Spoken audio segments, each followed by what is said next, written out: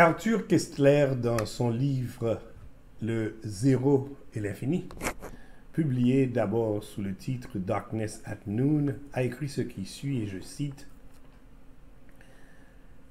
L'ultime vérité fait toujours figure d'erreur en avant toute dernière analyse.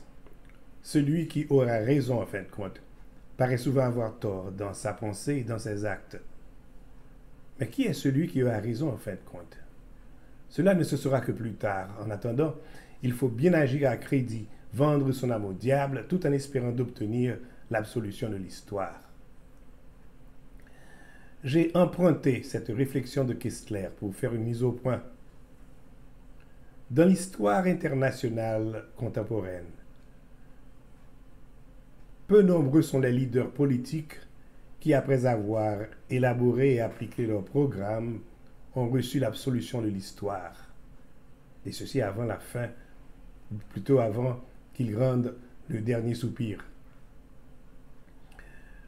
En Inde, Gandhi, en Afrique du Sud, Mandela, ces deux leaders se sont certes révélés dignes de cette absolution. Mais quand en 1984, le docteur Fidel Castro publia son bilan politique sous le titre La Historia me absolverá,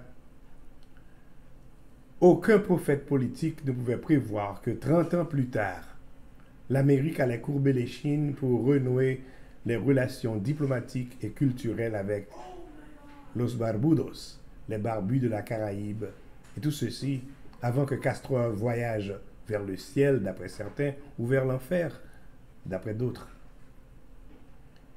Il était une fois, dira-t-on un jour. Il était une fois, dira l'histoire. Vous êtes sur Kajou.tv, la station qui fait l'éloge de la différence.